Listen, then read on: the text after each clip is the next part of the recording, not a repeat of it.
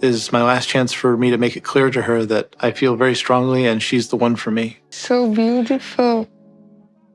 I did buy it with the intention of proposing to you, but after talking. All right, you guys, it is officially time for the final episode of the Harold Match Me Abroad saga. If you haven't been following along already, don't worry. This guy has been overseas in Prague. He's a super nerdy American guy that is looking for love internationally because he simply cannot find women in his home country. And he has since purchased a ring, and tonight it sounds like he wants to propose to this woman that he has known for about a week. So if you're ready for a train wreck like I am, make sure you watch till the end of this one. Shout out to everybody who's been showing love on the series. As always, drop a like if you enjoy my videos. Anyways, let's get right on into it, shall we?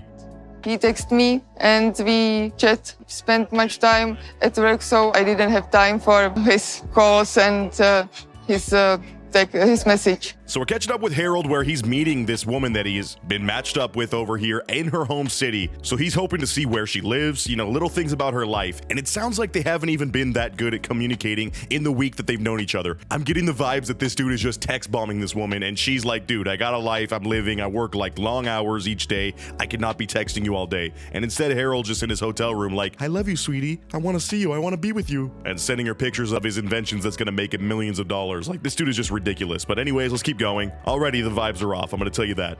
My time here is almost up, and I have an important question. I'd like for you to be my girlfriend. Oh my God.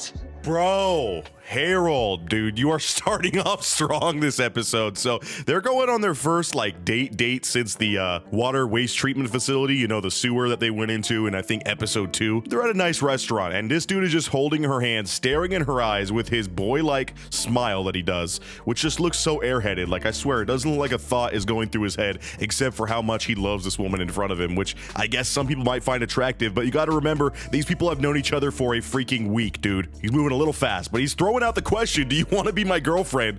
And her reaction up front does not seem all that positive, but let's see what she says. I am already cringing to death. I can't be your girlfriend now. For me, it's too quick.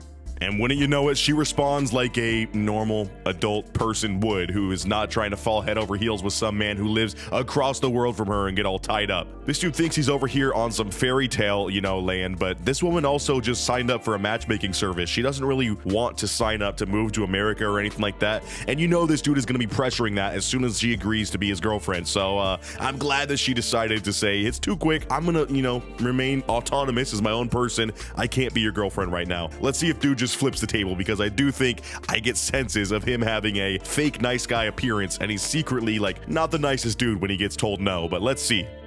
We will see. We will see, but it's too much quick for me. Yes. So sorry. Okay, Harold, say something, dude. She's like struggling over here like, yes, I hope you understand me with our language barrier, but it's too quick for me. And this dude is just like flabbergasted. He's like a glitched AI in Cyberpunk before they patched it and the game actually became good. He just doesn't know how to respond. He's sitting there with his default stance, like unable to process what is going on. That I want to ask her to be my girlfriend and then kind of just go on from there. But I'm shocked that she said no. And I feel I've read her wrong. And Harold says he's shocked, and apparently his plan was, you know, already to propose, but he kind of changed the idea of what he wants to do and wanted to ask her to be his girlfriend first. He thought that was a shoo-in, that he was surely going to walk away from this trip with a serious girlfriend for the first time in however long it's been in this dude's life. He says he's been single for quite a while now, so maybe he's just forgotten how relationships work. But yeah, dude, you need to take time with somebody before they agree to be your boyfriend or girlfriend. Like, just because you're over here and you're very enamored by the person does not mean they owe you anything. And I think this man feels kind of owed right now, which is pretty creepy. That's what my life has been, eating home alone and a lonely meal. I'm feeling really good about the date, but I'm devastated that she wants to wait for boyfriend and girlfriend. And I gotta say, bro's vibes are off on this date. He's like being kind, but he's being so pensive and sad now, like being all emo. All right, dude, I get it. She doesn't want to be your girlfriend, but that doesn't mean she might not want to be your girlfriend in the future. But if you flip a switch and you start just acting like a lame-o as soon as she says no to you, that's not gonna be happening, dude. And I told you guys, I saw this coming from a mile away. I knew this dude was one of those dudes who thinks he's owed something from women just for being nice and into them. And that combo doesn't really matter to a woman or anybody else if they don't feel you in the same way. You know what I mean? Like, it doesn't just mean automatically those feelings are going to be reciprocated, and this grown man just does not seem to understand that. I was hoping to and to spend the night with you and know your flat. And I guess I'll have to find a hotel or something.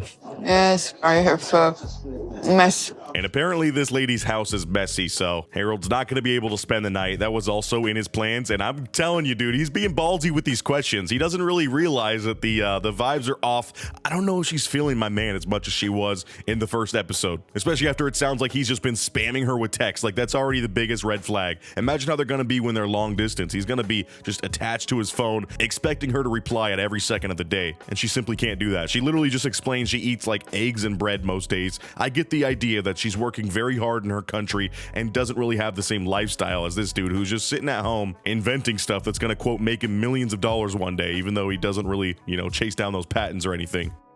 I'm so happy to be in her place, in her space, and to see her and be in her presence. It's just happiness, but we need to talk. Oh God, the freaking ominous music that you guys aren't going to be hearing right now as he says that. We need to talk. What do you need to talk about, dude? I get the feeling that this man is going to be dropping her an ultimatum here. He's seeing her at her home the next day after that date because she doesn't mind if he comes over during the day. I think she just felt a lot of pressure of him spending the night because it's like, what are you expecting there, Harold? But today is the day that he flies back home, so it is crunch time. He has the ring in his freaking pocket, and they're about to sit down for a, quote, chat. So I really hope this is not the train wreck that I expect it to be, but I really don't think this is going to work out in his favor. Let's see.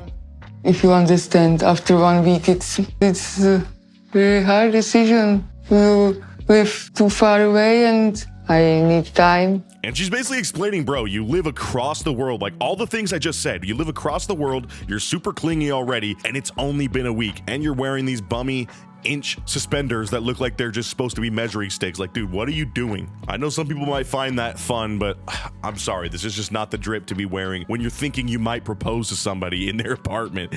I am so mind blown that he thinks any of this was gonna go that way. It just shows how much of a fantasy land he's living in. And exactly, if you go back to the first episode when they show his mom and she's like crying, you know, taking him to the airport because she knows he's gonna be like this and be heartbroken, it really became a self-fulfilling prophecy. Like, this guy just jumped in way too fast, in over his head, in an entirely different country, and I don't really know why the show, you know, threw him into this. They knew it was going to be a train wreck, so I'm sure they were just thinking about the content, but still, dude, oh, I feel kind of bad. And he's really pressing this boyfriend-girlfriend thing. Like, he's questioning her again on it, and she's telling him the same answer. So Harold, please take no for an answer. A lot of men do not do that, and that is a problem, bro. I guess I was getting mixed signals because we kissed on the first date, and I thought you were going to want to be my girlfriend because I don't kiss girls on first dates. Ew, bro, dude. Oh my God. Oh my God. Is this one of those things where I'm just going to be ending this episode like, bro, I am team anti-Harold? Like, what did you just say? That is the creepiest way to phrase that. Not only are you now making this woman feel guilty for kissing you on the first date, you're also acting like she manipulated you or something. Like, bro, you're the one that went in for that kiss. You're lucky to have gotten it, but don't take that for granted now. He's like, I kissed you, and it's just, I don't kiss women on the first date unless they're gonna be my girlfriend, so I don't know why you would let me lock lips with you unless you want to be my girlfriend. Like, shut the hell up, dude. That is such a creepy way to look at this. I'm sorry, Harold, you're losing me, bro. In the final stretch, you are really losing me, and I was rooting for you this whole time. We can be together more, and we will see.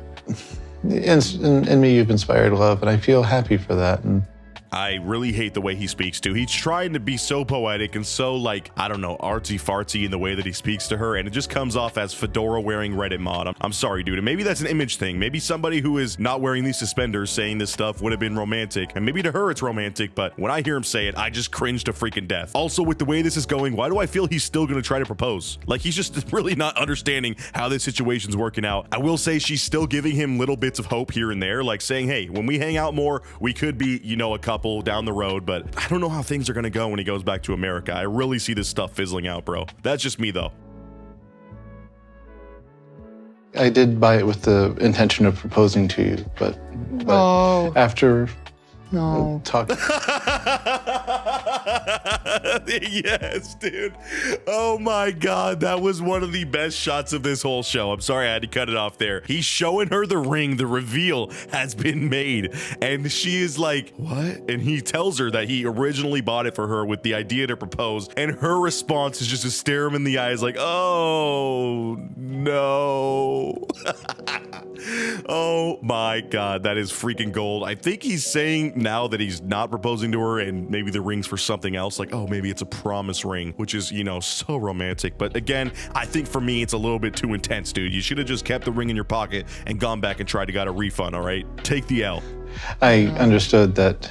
No, so sorry, I can't be your wife. No, I'm giving it to you, no strings attached. That's why I changed my mind. And she's like, dude, I don't want to be your wife. Please, are you asking me to be your wife? Like, I'm dying of cringe right now. And he's like, no, don't worry. I don't want you to be my wife, but I want you to have something to remember me by. So I will say, maybe I've been on hater mode this episode, but that is at least a sweet way to flip it. I'm not sure how much money he spent on this ring. I think it was like hundreds of dollars. So he is taking an L on that, but he really does believe that the two of them could be, you know, legit down the road. So maybe he's departing with this gift, and that'll help feed the fire of them, you know, speaking long distance. But again, with the language barrier, her working so much, and him just kind of being a goober, I really do not believe this is gonna last as soon as he steps back on American soil.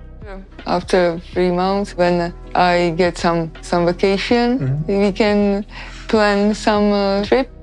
And in closing here, Harold's asking what's going to happen to them in the future. And it sounds like she's down with the idea of her coming to America. I don't know how expensive or costly that will be. Maybe he can help her out with that, or the show can, for like season 2. But this dude's leaving with some hope. She accepts the ring. She loves it. She thinks it's actually really romantic, and she's giving him some more smooches. So this man is walking away with a W in his heart, despite all of it. Like all of him, you know, pressuring her and kind of being a little bit creepy with the way that he thinks about relationships and women. But I think this is stuff he can maybe, you know, get past. I don't know. Maybe with him being older, it still doesn't give me too much hope, but he's smiling. All right. That's all that matters at the end of this series, is Harold is walking away feeling successful despite not being able to walk away with a wife on his 2-week vacation over here to Prague, which also I gotta say that again. What a freaking stupid goal to have. Like, how did you think that was going to be possible, dude? As you're wearing these suspenders, I'm going to go back to those every single time as the main cause of why you can't find love.